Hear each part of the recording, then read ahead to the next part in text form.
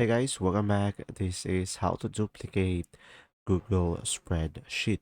So first, just simply go to your Google Spreadsheet, and after that, just simply select the spreadsheet that you want to copy. So let's say I'm gonna go for this one as an example. And now from here, guys, on the top left corner of the screen, you should be able to see here File.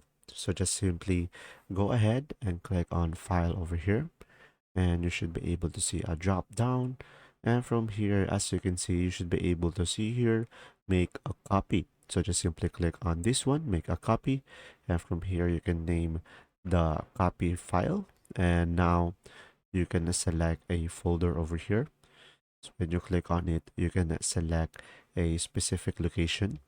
So guys, I'm gonna put it on my drive only, and you can share it with the same people, or you can copy comments, or you can include the resolve comments.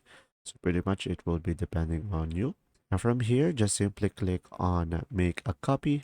And after that, it will open up a new one. And when you click on the spreadsheet over here or sheets home, as you can see, you should be able to see here a copy.